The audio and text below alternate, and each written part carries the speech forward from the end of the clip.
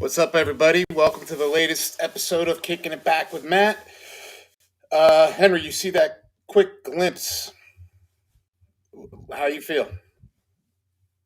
Oh, that was awesome. Honestly, that was really, really great.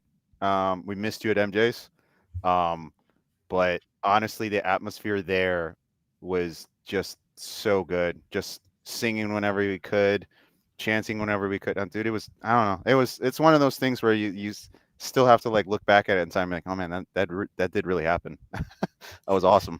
Yeah, I couldn't even watch the game. Oh, My my daughter played at 11. Kickoff was 11:30, so I was in the stands watching my daughter's final regular season game. DU lacrosse. Let's get it on Sunday conference championship. Everybody, Henry's back. Nick's back. LFC 20th championship ties Knicks Man United. We're going to leave it at that. There's so much other things to talk about. Nick, you got to be feeling good today, right? Feeling good. Listen, gift from the footballing gods. I don't know if you guys got a chance to watch that game. I know you guys love watching Tottenham play. So, just quick insight for anyone who missed that game. Look, if it's a foul, it's a red card and it's a penalty. If it's a foul, I think with all the suffering that United fans have been through this season, a little gift from the footballing gods, I'd like to say. But then the performance from there was what I've gotten used to from Bruno Fernandes and what I call the Muppets, aka the supporting cast of Manchester United currently. They do just enough to play well enough to get a good result. Listen, any result away at Athletic Club in Bilbao in the San Mamés Stadium is fantastic. 3-0 regardless of the red card. Phenomenal result. It's looking like we're going to see Tottenham in the final. It felt great to see him play like that. Word around town is that this is this play style finally coming together. I don't know if I'd go that far, but it was at least good to see a solid performance for 90 minutes. 3 great goals in the first half, locked it down in the second half. We haven't seen a lot of that this season, so I'm hyped up. We'll be in the finals hopefully at this rate. Fingers crossed. So let me ask you, based off of today's performance versus what you've seen since he's come in, do you have hope? Do you think this is the guy that's going to turn it around and bring Man U back to glory? Define glory. Can this guy get us back to a Champions League spot? Yes. Does the completely inflexible set of tactics that he employs in his team and forces all of his players to conform to get us to that next hurdle? I don't think so, simply because the timeline's not long enough, right? If Amorim's going to play this 3-4-2-1, he needs very specific players to do it. We probably have 3 of the 11 that we need, and the money is not there, and the attraction isn't there. I mean, who in their right mind would sign for Manchester United now, who's a player that's going to elevate them in the next 3 to 5 years to win the title? Probably not a lot of players. They have to go back developmental, and I don't know that he's going to get 5, 6, 7 years of patience to where, functional 20 to 40 million pound signings are going to come in and get the team, along with the academy, back to where it needs to be. I don't think they're going to shoot for the stars in signings because they can't afford it, and I don't know that Amorim's going to be around regardless. Tactically, I don't think he's flexible enough to win the Premier League. You saw it with Arne Slot. He's a genius. He plays however he has to play every match to win. Yes, he's somewhat inflexible in the fact that he wants to press the ball. Liverpool is high octane, but he'll sit him back if he needs to. There's no inflexibility. There's intelligent approach. I just haven't seen that yet from Amorim. So I don't think he's the guy long term. Do you think he's, this might be the wrong word, but qualified to manage in the EPL? Do you think it's like too above him and out of his pay grade? I don't think so. I think the problem with Amorim in the Premier League, again, is that he has such a dedicated style of play. I think in terms of tactical news in terms of understanding the game, if he had the right players, sure, I think he could push a lot of these teams. We've seen people win with 3 at the back before. Hell, Pep Guardiola did it, and everyone's eyes were blown wide open as if they haven't been playing that in Italy for the last 50 years, right? He can win the Premier League, I believe, in terms of implementing that one singular tactic over time, again, with the right player. So I don't know so much that he's out of his depth. I think he's out of his depth with what he has.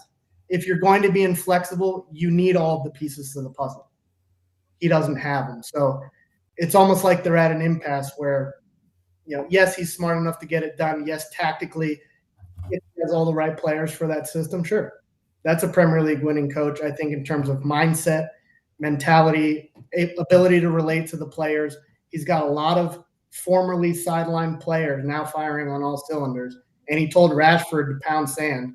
I think he can stand up to the guys in the locker room. I think he can make different choices in terms of lineup every week, but you're probably not going to see him win the Premier League, but he does belong in it. Okay. So shifting gears, Tottenham. What the heck? Henry, you go first. Then Nick, you slide in. But what the heck is going on over there? At Spurs? Oh man, that's heavy. I mean, it's kind of like a little bit like what you have with Amarim a little bit, but he seems like he's learning it, which I think it's awesome. Like finally, because I honestly have huge respect for him. I think he's amazing. But Postecoglou just is too stubborn. He's just too stubborn. He won't. He knows he's losing a game. He won't do anything about it. He'll still keep it up, like nice and high. And we saw that when we won the game. Yeah, they scored first, but we saw that afterwards. It's like, all right, well, you keep on doing the same stuff. You play this high line. Great. Then our forwards are going to get a goal somewhere, someplace. And honestly, we saw that. But with him, dude, it's bit. I don't know if you guys might agree. It's the fan base. The fan base just doesn't seem to be buying into it or care to buy into it. He was very confused about how the fan base wanted to lose a game last season on purpose. I just think it's like oil and water. It's just I don't think it's just going to go anymore. And apparently he's supposed to leave this season, correct? Like he's done. He wants to leave. So I just think it's everything. It's just like, you're making a soup and you got all the bad ingredients. Nothing good's going to come out of it. So, Yeah, so like Henry, I've hit you up. Nick, I've hit you up. I have cousins that are Tottenham fans. Nobody wants to come on here and talk about it because it's such a shit show.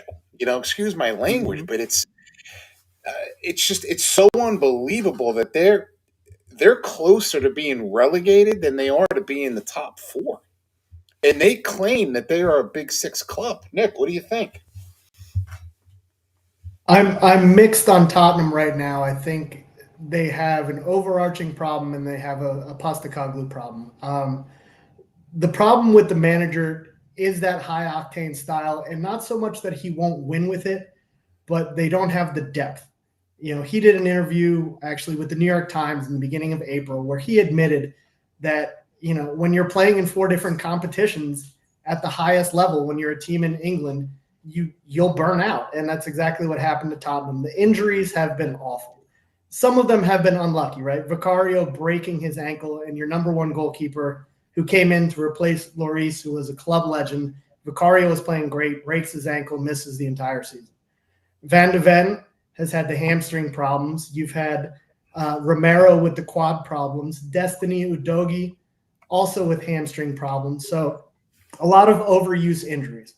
Yes, Dragusin, who came in, who was going to help the back line, he tore his knee. That's unfortunate. But all of the muscular injuries, I think, just point to a lack of depth, right? He's pushing the guys too hard. I love the style.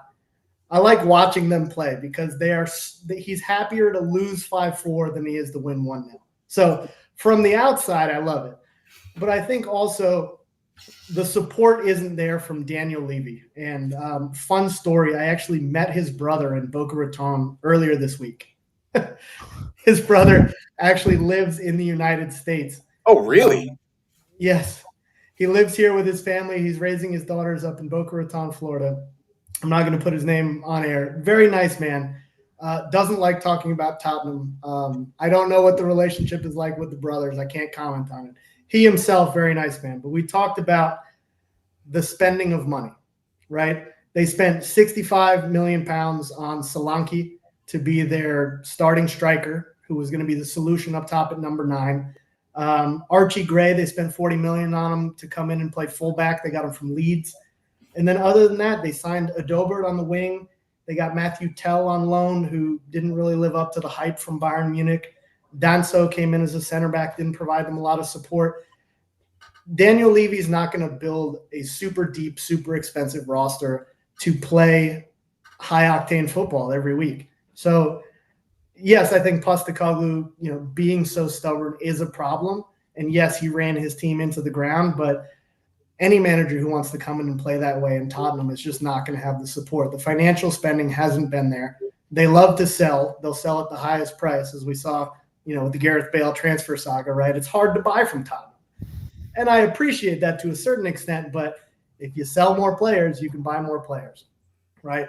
Manchester United, classically guilty of holding on to players way too long past their market value, and it tanks and you can't get anything for them. So Postecoglou is probably going to be gone, right? I think he lands, if he does, back in the Premier League with someone like West Ham, who is willing to go spend money, who actually has quite a deep squad, and I think you'll see him in Champions League football if he's given a team like that. If not, he's going to burn them out just like he did with Tottenham. You're going to get a slew of these soft tissue injuries, the hamstrings, the quads, and the team just won't make it. So, I just think at the end of the day, Levy, he's the problem. He's like Jerry Jones of the Cowboys, right? He doesn't want to relinquish and let go of that power grab.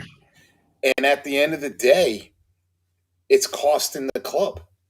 Like, I think Pasta is a very good gaffer, but he's got so many limitations and restraints because of the higher ups in the club that it's forcing them to go deeper and deeper down.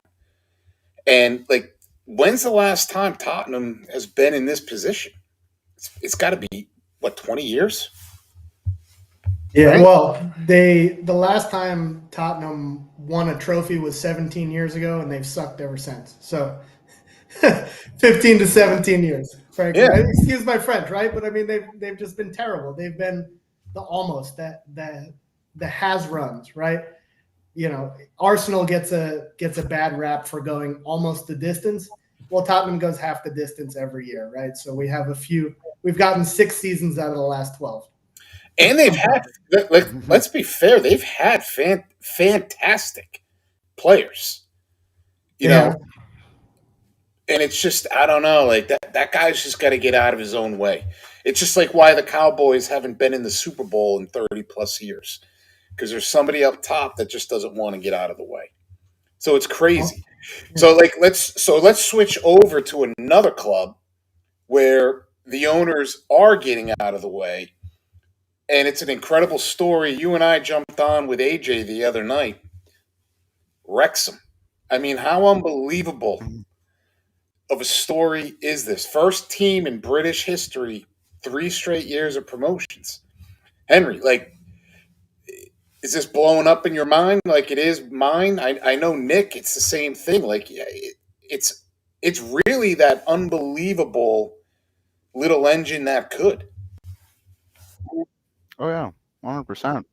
For me, I just hope that they keep on going with the right decisions. Investors, I think we spoke about that a few weeks ago.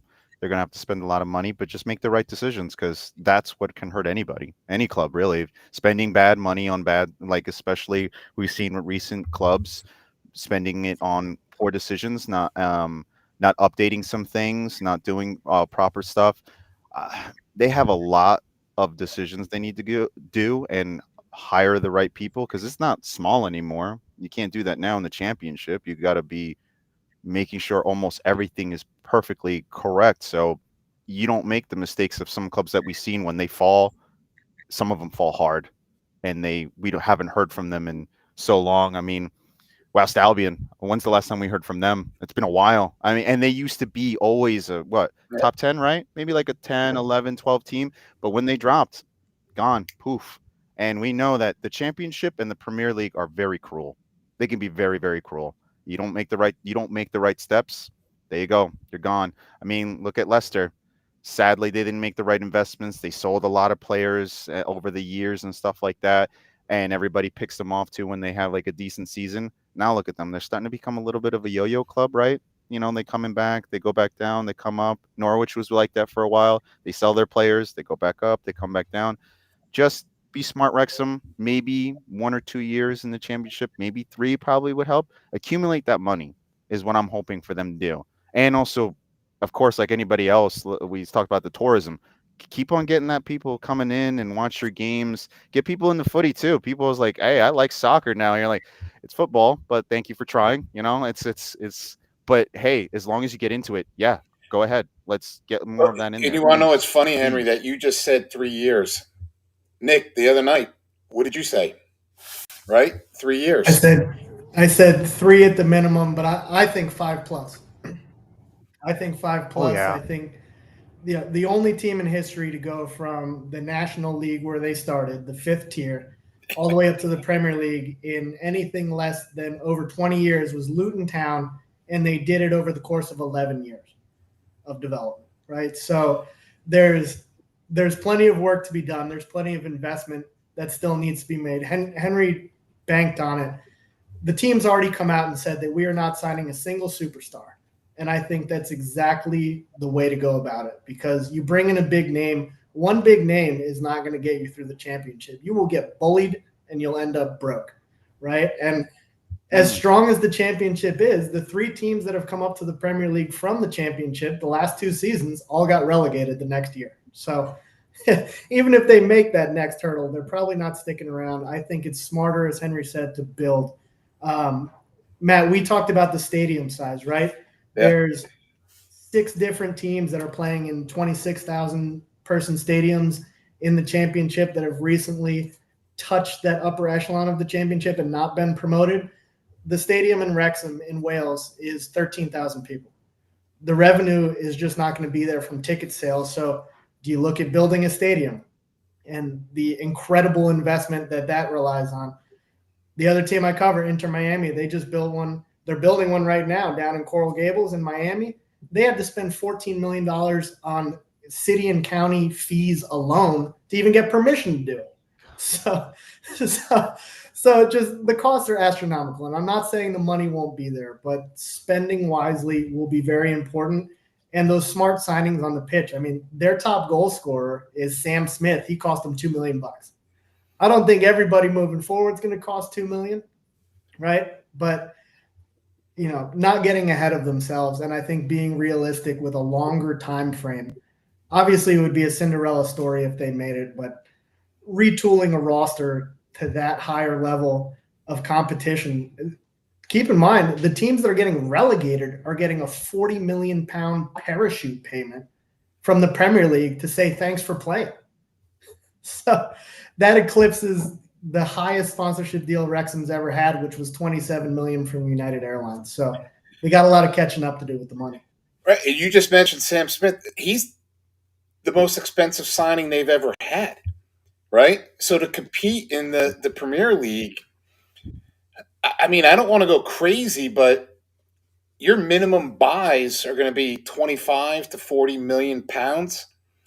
Like, that is such a huge jump from 2 up to that number. And going back to what you just said, it can't be just one, right? You've got to get 5 or 6 of those. So, like, to me, if they were to go for it and try to make this jump, get there in 4 consecutive years, I feel like it takes away from the story. Because they would get up there and they're going to crash and burn quickly. They might even go down quicker than, what Leicester just did, and get regulated so many games early. So, like, I want them to take their time and do it right. I think Ryan and Rob will do that. But at the same time, throw all the cards out the window. They might just go madness. Thoughts? Yeah, I mean, I think the player transition is going to be even harder. I think we should talk about this. The transition is even harder when you have signings who were super relevant for leagues 5, 4, and 3 that are no longer going to be useful in the championship in the Premier League, and getting those players to buy in from being who used to be a star to now sitting on the bench or possibly, training with the youth, right? Paul Mullen and Elliot Lee. So when Wrexham moved up from the 4th to 3rd tier, that 4th tier promotion from League 2 to League 1 was powered by Paul Mullen and Elliot Lee, who dropped down from the championship into League 2 to be the superstars on Wrexham. This most recent season, they rode the bench because a League 2 player isn't good enough in League 1, right? So a lot of the existing players will probably not be happy as the roster churning starts. We saw it at Manchester City when the major investments came in, strikers such as Adebayor, who benefited from some of the rise, right? He was part of, I believe, that first title-winning season, and then he was gone, right? Because then it was Aguero, then it was Tevez, then it was a truly higher level of striker that made him completely irrelevant, and he was very discontent. Granted, Adebayor leaves your team. We're all Premier League fans, right? We wouldn't be too heartbroken about it. Yes, he was a goal scorer, but he's not the guy who runs your organization, right? He's not your key superstar, but it was well managed by Pep. Pep has dealt with, top tier personalities his entire career, both as a player and as a manager. I don't know that Phil Parkinson is equipped to deal with all of those big egos. I don't know enough about him. I know he's won promotion several times. Obviously, he's led the club through these 3 different promotions back to back to back, but he's never been a Premier League manager. And I don't know how he'll deal with those egos and that transition. So, like Henry, do you even think, piggybacking off of what Nick just said, do you even think he's the gaffer if they were to make that ascension up to the next level? Because, like, going back to what you just said, I honestly think that 90% of that roster can't compete in the EPL. Like Liverpool, Man U, Man City, Arsenal, Chelsea, they're not dipping down and trying to buy those players. No, I think really is going to be for them is depth, where they're going to be playing now in a competition where they play more games. So that's huge for them. And I agree with Nick, is that you can't be spending crazy money on names. That's just honestly, I think it'd be the most dumbest decision because, again, egos. We've seen some managers at PSG that had to deal with egos. Certain Pochettino, and it didn't work out for him because there's just too many names. Everybody has their own idea about things, how they want to run the team. All right, cool. And I think probably give him a chance. I believe. I don't think it'd be wrong to give him a chance in coming up in this league. I think it's the most important thing is just that you buy as many good players as you can that you can actually count on for how many games you play in the championship? Almost over 30, correct? You play at a good They amount. have 24 teams in the Yeah. championship. So you're So you playing play 44.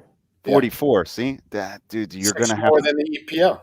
you have to invest right, and a name is you can get even whoever you want. You get Zlatan, he's not going to be able to play 44 games, dude.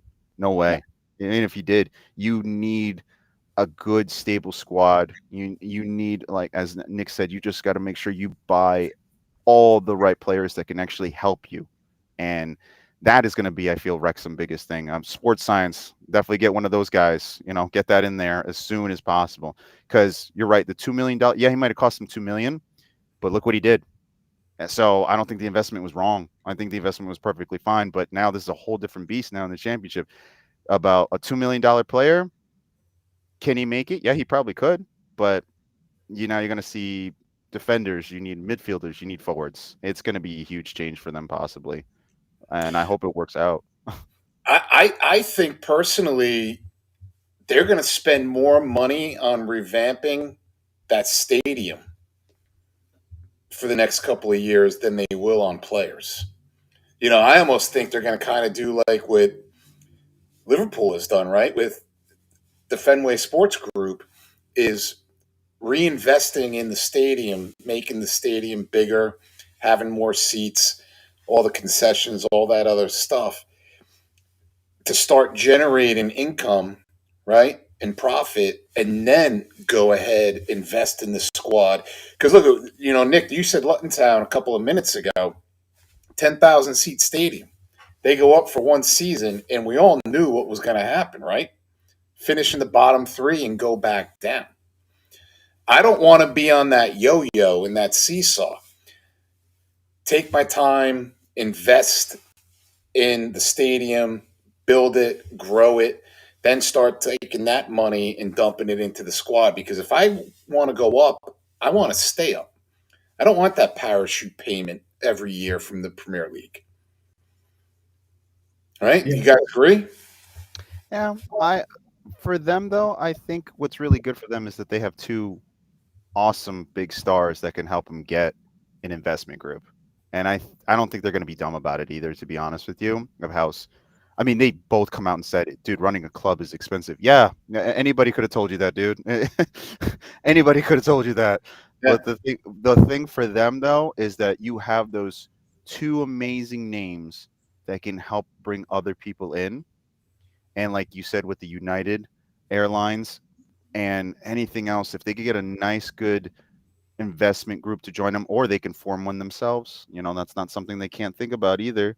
But if they do it right, dude, you can probably see the stadium being built right. You can probably see the stands being built just for that too. Um, Roadways, like we've seen with many stadiums in like Manchester United, Liverpool, you all have these roads that lead to the stadium that they built, made sure there's businesses there to have people there. You need, of course, like bars and shops, and that's also another thing that helps bring all the people too. And please, like we've said earlier, work on that tourism because it's going to help. It's going to help extremely. Go see a game that Deadpool like literally owns. Of course you're gonna go see that, and if that's what everybody goes. Like I'm watching Deadpool's team. I'm like, hey, as long as you're into it, cool. Just learn what offsides are, and trust me that it will make you a lot less angry in the future. Just please learn what that is, and then you won't be pissed off. He's fast, yeah, but that's not how it is, bro. Learn how. That's not how it works. So please, just do it just right, and like anything else, LAFC, they did it right, I think, a little bit with getting Will Ferrell into it, and Mia Hamm is also in that too, right? Yeah. It's been working. And granted, they're two different ways. We know MLS is not the same way how it works in England, but if you get the right people to do the right stuff, I think they can go very far and beyond. And definitely a 2 to 5 year plan. I think they got to take it slow. Please don't be foolish and just rush in, And because let's not kid ourselves. Do you think that their phones are not blowing up with all these other superstar actors or athletes that are calling them and saying, "Hey, I want in. What is it going to take?" We're not hearing that right now because it's so early, right, in the process because they just got the promotion. But their phone's got to be ringing off the hook with people that want to be in on this. oh They yeah, want to be in that Wrexham doc. They want to be part of this fairy tale. Both of you hit it right on the head. Like, it's got to be a well planned, thought out, you know, baby steps to let's get to the ultimate goal. Because if not, you're going to crash out. So, Stoke, like Stoke is just gone. They just don't be that. Stoke, Blackburn. I Oh mean, yeah. how many teams from 10 years ago that were in the EPL that are never going back there? It's crazy. I'm saying like even like Forest, look how long it took them for them to come back. Man, do they look good. But they bought the right players. They did the right steps. I mean, look what it really can do. You don't have to spend a lot of money. I mean, Forest last year, yeah, they totally did. But this year, Yeah, not so much. not as much. They got the right pieces. I mean, Nuno, I mean, come on, man. That if it wasn't for Slot like getting that, Nuno's right. He's right there, dude. I'm sorry that's a really good going for both of them, and you got a right manager too. Just do it smartly, please. That's I think we're all begging them, just do it right because we want to see you succeed. We don't want to see you crash because then that scares other people away from possibly looking into footy, and that's what we don't want. So to jump on that,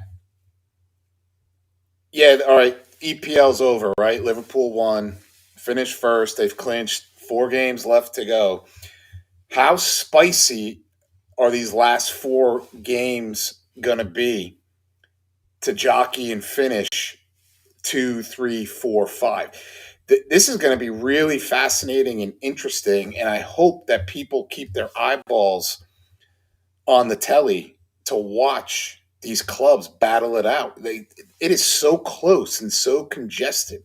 I can't wait to see what unfolds over the next 4 weeks. Nick, what do you think? Listen, it's all to play for, right? The Premier League title being decided early doesn't mean that the league is over. Excuse me. I don't know that people know, but every position in the Premier League team from first to 17th, because 18 to 20 get an even amount as their parachute payment, gets tiered revenue.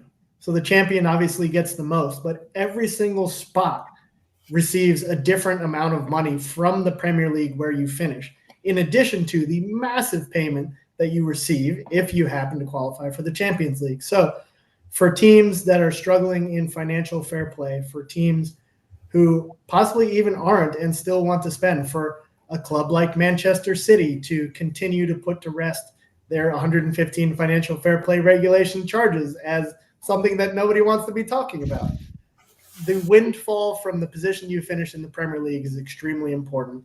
It also matters for summer recruitment, right? If you're pitching your project to a prospect, Matthias Tell, for example, who suffered this season, at Tottenham Hotspur, but it seems like Bayern Munich maybe don't want him back yet. Hey, we finished second in the Premier League is a lot different than, hey, we finished sixth because we couldn't close out our last 4 games. So the finishes matter.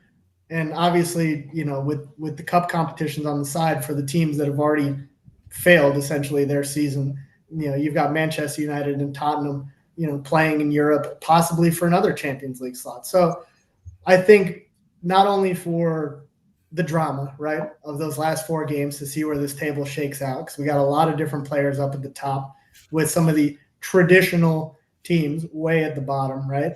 The finances matter. The summer recruiting matters. All of it is still very relevant.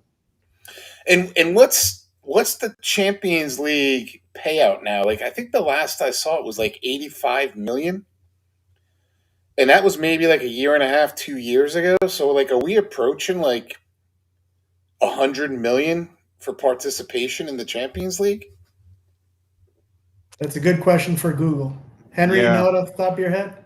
No, not really, but I know that because we all know for the last few years that whole threat of the Super League, we're still looking at more investors coming into the Champions League. So even that's going to seem like it's going to be a lot of money. I mean, you have all these teams now in it. They want to expand. We've got the expansion. This new format, I can't say I don't hate it, only because Real Madrid is not at the end of it, so can't really hate it too much.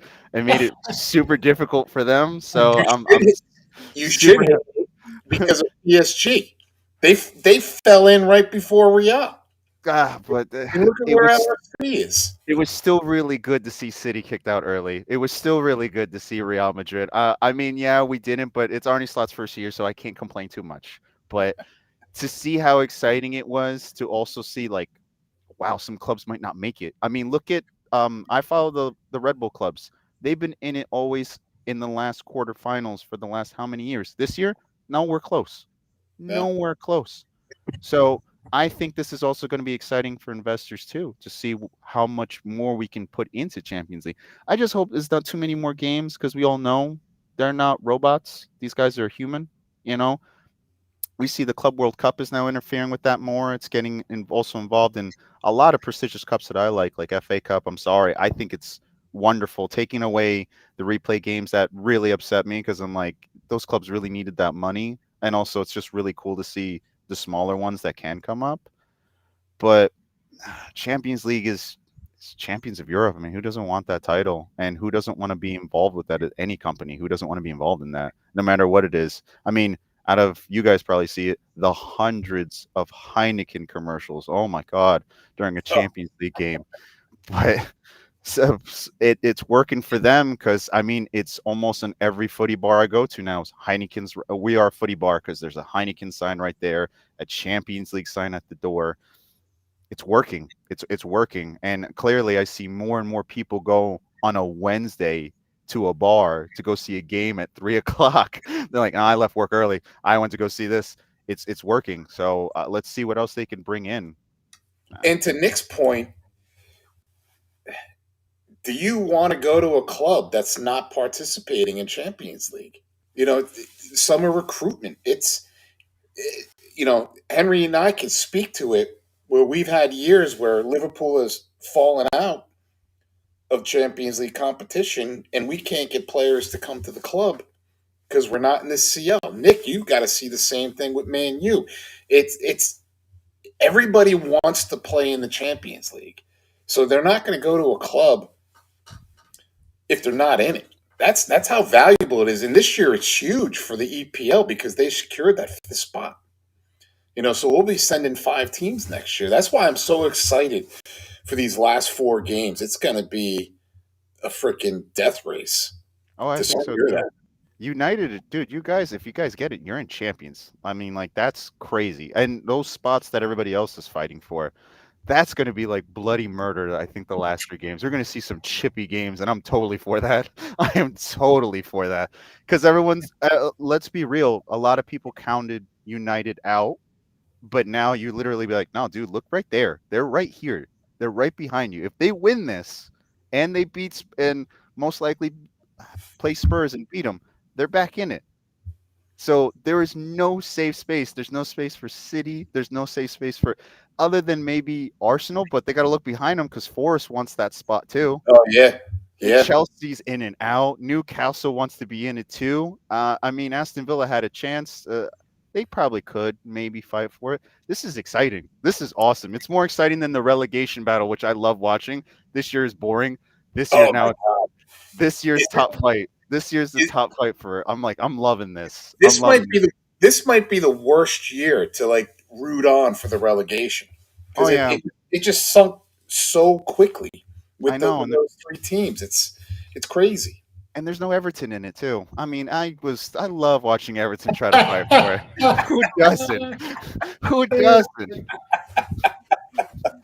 There's no Everton in it, so I'm like, oh, this is boring. I want to see the Toffees get scared. That's all I want to see. This year, no, it's boring now. All right, so I caught the extra time of the Copa del Rey. Whose fault was it? Modric's fault? Was it Diaz's fault on that pass? Because I'm reading a ton of material both ways, and I'm dead set in where I place the blame on that pass with what 2.5 minutes to go Hmm. in extra time. Oh yeah. I actually want to hear Nick's opinion because I know which one I like, how I feel about it too. But I've been hearing the same thing. It's either this or it's either this player, it's that player. But I'm interested. I think it's both, to be honest with you, because both of you did not, I guess, assume who was going to run in. This is this is literally a cup final, and you were not paying attention. Basically, ball watching and then doing a lazy pass. That's how I saw it as. And then literally other guy not anticipating that. All right, Oh, so before Nick goes, I'm just gonna say this: it's Barcelona, Real Madrid. Go ahead, Nick. I hate to say this because I love him as a player, but my personal opinion, if I have to pick one side, we've got Matt who's already decided. Henry's kind of splitting it down the middle. I'll put it to you like this: Real Madrid has been carrying Modric through matches for his passing and intelligence. That's why he's still in this team. They have a slew of phenomenal midfielders who could be on the pitch. Modric is there for his mind and his passing. It's not for defending. It's certainly not for running. It's certainly not for scoring goals. He used to score a little bit more when he played in the Premier League. He sits a little deeper when he plays in that 3 at Real Madrid. But I don't think either player is blameless, but my point is that Modric is there for a reason. The age, the experience, whether or not he's taking control himself or not allowing it to continue, that's on the senior player to me. Okay. Yeah. That's where I sit. You can't have a player of that caliber in the resume in the career that he's had, and you got a couple of minutes left to get to PKs. It's just for me. I can't have it. I can't.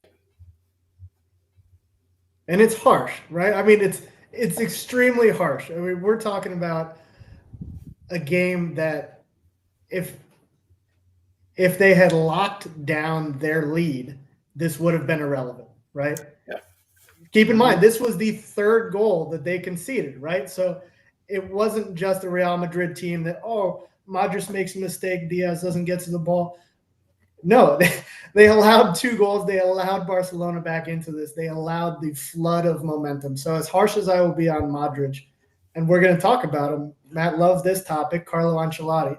Right? Oh, yeah. There's a ton of experience on that bench. And granted, he doesn't play, right? He's not playing. He's not on the pitch. So I put the blame more so on the players. But that game has to get locked down. You've been dominated in 2 Clásicos already this season. You have a lead. Lock it down. I don't care if you put 6 of your academy defenders. I understand that Rudiger's hurt. I understand that Alaba's hurt.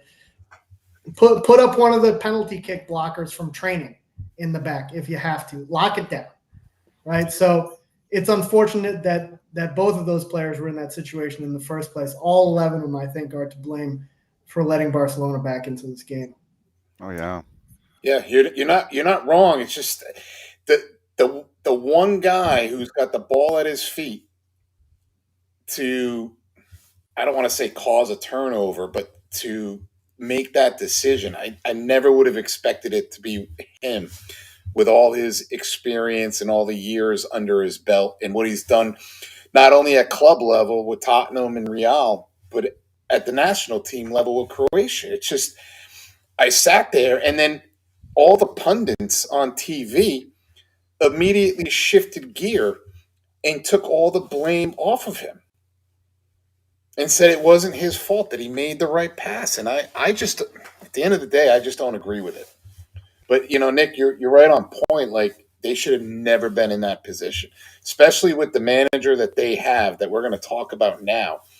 And I just read 30 minutes before we came on that now Brazil has given him a deadline of when he can take the national team job. And this is blowing my mind. And you guys tell me what you think. But the holdup is that Madrid doesn't want to pay out the last year of his contract.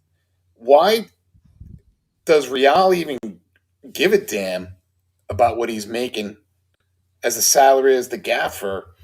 And why at this point would Ancelotti even care? The guy's got more money in the bank than he knows what to do with. And he's obviously being pushed out the door. So what's going on? You guys tell me. Real just seems like they're going through a bit of a mess, both outside by the public and definitely indoors, it seems. This seems to just be a lot of things that are going on with them, to be honest with you. I mean, listen, I know maybe you guys don't watch a lot of the Spanish media, but the remontada week was hilarious. That was hilarious when it came down to the end of it. Remontada, ¿qué? What? What happened? Nothing. And then you start now doing this stuff with literally with the referees. I think the referee should have never came out. You should have had a representative for them. I think that was a bad move from them. But also at the same time, Real, you're bullying again. And to me, it just showed there was more fear from them than anything else by doing things like that. Because if you are the better team, you don't say anything. It's just like that old philosophy. You don't declare yourself king. You just show it. You just show up and do it. And they kept on trying to do that, a game after game, and then Perez is not helping them. He's been talking a lot too. That's not helping them. Their social media team is not helping. I don't know. It just seems like they're more on the defensive than anything else. Saying how we're being hurt. Everybody's against us. Everybody's trying to come after us. When really it's like you've been playing poor. Mbappe has not been, and Vinny can't play together. I think you're finally noticing that. You're having the fan base who we all know, man, they love you one second, they hate you the next. That's got to be hard for them too. And we watch a league in which I think most of our teams, they support you no matter what. You wear the badge, you wear it, we will support you. That fan base, no. Their Spanish media, no. They will condemn them too. Newspapers, if you see it, they will rip them apart. And I think that gets to the club itself and to the players. And I think we see it on the field and on the pitch sometimes, especially like you guys said with that final. There was experience and then there's youth. And youth wanted it clearly, wanted it more. They're like, what do we have to lose? We're a young team. Let's just go for it. Well, what else? Throw everything at it. And I think you guys were right. But like, yeah, you put in experience. You thought Luka was going to do something. But I think they just got a little too comfortable and we're playing, like you guys said, for the penalties, while the other team's like, no, we're playing for the win, and that probably hurt them a lot. But what? But why are you? Ancelotti's he's a world class manager. Like, all right, you're going to go 1 year without a trophy. Live with it. Like, who are you going to bring in? They to won't replace? though. They won't. If you like just look at Spanish media, bro, they won't, man. They're not letting this go. They're not. They're pissed. They're angry, and it's not helping them make the right decisions I at know. all. It's Nick. It's fascinating, right? Because it's like, all right, I have a world class manager at my club. I might have one down year, like to Henry's point. We all support our club, Man U, Liverpool, right? Through heaven and hell, the ups and downs. And this team is just hell bent on saying, you're gone because you didn't deliver us a trophy. And now we're going to be pricks about it and we're going to make negotiations with you leaving the club even more difficult. It's mind blowing. I've got the answer for you right here, because I read very much into how Real Madrid handles their firings of managers, and to Henry's point, a lot of things are going wrong at Real Madrid right now. Ancelotti is their scapegoat. They don't care that he's won 31 titles in his career. They don't care that he's won a championship in 5 different leagues. He is to blame. He is to blame, and they are not letting it go. So here's the inside track that told me that they're going to blame him no matter what, because it brings the focus off another major issue, and I'll talk about that in a second. Real Madrid's policy, their club policy, is if we fire you, or we don't want you here, or you want to leave, has been the case with all of their managers. We pay you 6 months' salary, severance, and you leave immediately and can go to work anywhere else immediately. That's been club policy for decades. So the idea that now they're imposing a negotiation is because everybody started blaming Ancelotti, and the media and the rest of the world started pushing back and said, wait a minute, you guys have a lot of other problems. Are you sure it's the coach? And they're saying, okay, well, maybe it's not Ancelotti. Maybe it's Brazil. They're being greedy. They want him too early. Our season ends on May 24th or 25th if the game gets rescheduled. Brazil clapped back with the May 26th deadline just to say, stop wasting our time, Real Madrid. We'll even pay part of his severance if you want us to. We just need a decision because we have World Cup qualifiers in June that are very important. The reason I say that this is all a scapegoating policy, as again, Henry mentioned, there are bigger issues. It's not a world-class manager who has a trophy cabinet that's bigger than my house. It's the fact that they have put a lot of eggs in the basket of, for example, Mbappe, who everybody in the world knew was not going to be a good number 9 for them and would have struggled to play with Vinicius on the wing. Ancelotti made this point. He specifically played them separately and played them in their preferred positions. Both of them excelled without the other one on the pitch multiple times this season. Mm-hmm. Yes, Mbappe has delivered in the goals, right? He's too talented not to score. So everyone says, oh, he's making it work. He's a great Real Madrid player. He's a legend. He's a Galactico. He's just very talented, right? The club forced this beyond recognition. They were going to get this player. They're going to get this player. It was a huge mistake, right? So now you have big egos whose styles on the pitch don't fit. Ancelotti will deal with egos. He's had them everywhere, right? Everywhere. He managed Chelsea. He managed AC Milan. He managed Bayern Munich. He won titles with all of them, right? So that's not the problem. The problem is the club is imploding in the locker room. You have aging veterans who need to go. They moved Toni Kroos on. I was actually surprised that they did. Modric is past his prime. The young players are chomping at the bit to play, and they're all getting rotated through because everyone's just being thrown at the manager and said, you figure it out. These are the signings that Perez wanted, and Ancelotti is failing to make them perfect. So they're going to push him out the door. They're going to blame him. They're going to blame Brazil. Really, the fact is that the club is struggling on the inside to make healthy decisions for the long term, right? So they've now got Mbappe on well over €500,000 a week to play alongside someone who's arguably a better left winger to go play striker for them. And they didn't recruit enough defenders to have healthy defenders behind them. So plenty of problems. He's Ancelotti is just the scapegoat. Yeah, I mean, he's going to go, but who's going to replace him? They're just going to bring in like a guinea pig, a puppet, right? I think we know a name that they really want, though. I think we know. And I just don't think he's ready for that just yet when he's still doing pretty good in the Bundesliga, except for this season. But you're thinking that? Oh, hell yeah. Oh, hell yeah. That's, I mean, I could be completely wrong, but I feel like at this very moment, they would want something like that if Ancelotti leaves to just boost it up. We got a legend. We got him back. I don't know, because all I hear is that, like, when I listen to it, and again, I listen to that Spanish media a lot because it's kind of like hate watching. No duh, because I just love watching the downfall. But the way that they talk, they're very upset they couldn't get Jurgen because Jurgen literally just said, no, I'm not coming to you. I'm just not doing that. I'm loving the Red Bull project. That's not going to happen. That, and how true that was, I think the last time I heard was maybe like 25%. They were going for it. But I feel they want to go for a classic name because it might just boost morale. And I feel like that's what they need, like anything else. Ancelotti is definitely the scapegoat. I agree with Nick 100% because you can't, dude, like he said, he's won that many trophies. It's a culmination of so many things that are just not working at the moment. Just look in the mirror and just take the L. Just take the L. Just say, like, this was just not a good season for us. It happens to every single club. And just because you were the kings of Europe for this long, bro, you're going to have these moments. You're going to have these stumbles. And right now, I think you got Jude that's, oh, man, he's been talking to the media more than I've ever seen him in years. Oh, he's got to shut up.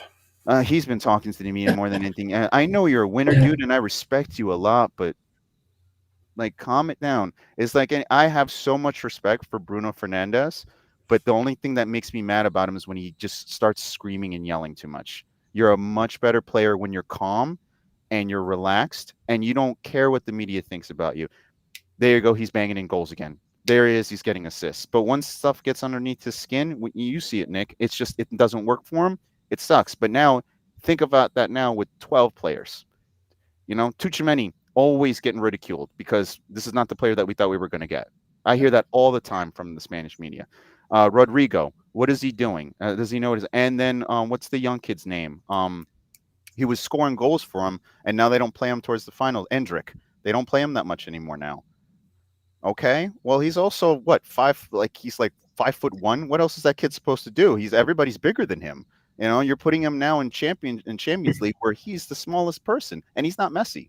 So you got that, and also you got the other side of them that have stars coming up: Pedri, Yamal. What do you got going on with Real Madrid right now? Who is the big guy that's making the big headlines? And like you guys agree, it's either Vinicius one week or Mbappe the next. You can't play Rodrigo and Vinicius and Mbappe in the front. It's just doesn't work. It just doesn't work. Hey guys, real quick, we got 4 minutes, Nick, since we have you on and you've been sitting in the presser down at Inter Miami and being a journalist down there. Tell us what's going on real quick. You got 4 minutes. The platform's yours. Tell us that inner workings that you're hearing while you're up in the press box about the disaster that's starting to come to fruition? Couple of big topics. So to just give people context, so I sit in the press box at the home games at Inter Miami, which thank God I speak Spanish, right? Because I'm probably the only English speaking media that's up there. However, there's enough gossip going around. The two topics are very important. One I've taken direct exception to because I've seen it develop over the course of the season. I'll hit you with these. There's discontent in the locker room, which we've seen before with Messi. We saw it last year with Inter Miami getting bounced out of the playoffs. Matt and I had a great show about Atlanta running them roughshod. I mean, the score could have been way worse than it was. And then coming back this season, not making any changes. The other issue is what I will call the Argentine Revolution, where star European players are getting essentially pushed out of the club so that Mascherano and Messi can have their friends from the Argentine leagues and players from their contacts in Argentina join the club. Topic number one, Messi and Suarez, allegedly, according to two guys in the press box who work for Unánimo Sports. If you don't know what Unánimo is, it's a bunch of guys who had a falling out with ESPN and formed their own media company. So very well connected, a lot of veterans in the industry. They claim that Messi and Suarez had a falling out after the 2-0 defeat in Vancouver in the first leg of the Champions Cup semifinal over the tactics. If you watch the game, it was essentially Vancouver pressing high, a little bit of Gengen pressing, about a 5-second press high on the Miami defensive line, and then just sitting back in Miami being in a 6-man row statically along the Vancouver defense with nobody moving, right? The tactics were, I will admit, terrible. So allegedly there was a falling out. We come back to the team comes back to Fort Lauderdale, where Chase Stadium is, where Inter Miami plays.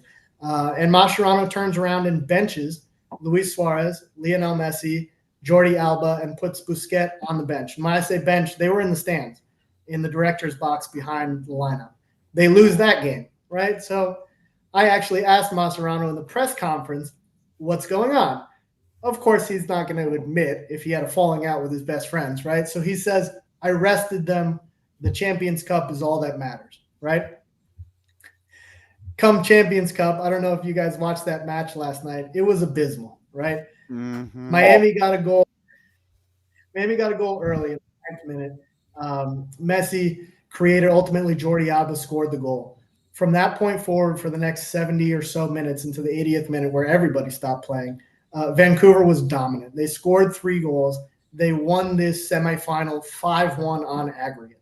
Oh, yeah. So resting, he made 10 changes to the lineup between the Dallas loss 4-3, where he played a lot of the youth, to the most important game of the season, according to the coach.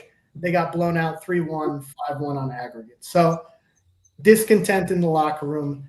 Mascherano is showing his hand with limited tactics so far in the season. He can't beat the better teams. They got lucky, I would allege, against Los Angeles, LAFC, who's a very solid team, top to bottom, with a good manager. In the previous round, they've lost 3 in a row. And here's why it's going to take a long time to fix it. Part number 2, my biggest complaint about what's going on with these teams. Julian Gressel was a starting fullback on this team for the entirety of the 2024 season, instrumental in the defense, was sold on deadline day after not having played more than 7 minutes. Robert Taylor, who's from Finland, another European, you'll notice this trend, was sold on deadline day. He was second all-time by only 2 games in appearances for the club, third all-time in assists for the club. He played only 2 matches this season and was shown the door. So the Argentine Revolution is on. The team is moving in the wrong direction. And yes, I understand appeasing your superstar player, possibly the greatest of all time, but it's going to take a long time for the team to recover. They sold one of their best defenders who didn't play all year, and they can't defend. That was the whole problem last year. They can't defend, and they took their star fullback. I shouldn't say he's a star. He's a star for MLS, right? Julian Gressel is not a household name. He doesn't play on the German national team. He was their best defender last year. He doesn't play more than 7 minutes this year, and he gets shipped out. The irony is not lost on me. So I think it's going to be a long-term fix. I do have faith in Mascherano because he is a hard-nosed and stubborn man, and I think he's going to start pushing back on the requests from his friends and from the team, and he's going to get the team playing well. But don't be surprised if the team continues to struggle and lose matches against the better teams this year. That's my 5-minute speech. Sorry, that was a lot of information. It's all good. We're up against it. Boys, Henry, Nick, thanks for coming on. As always, appreciate you. Thanks for kicking it. Definitely. Everybody else, we'll see you next week. Follow us with Kicking It Back with Matt. Peace out.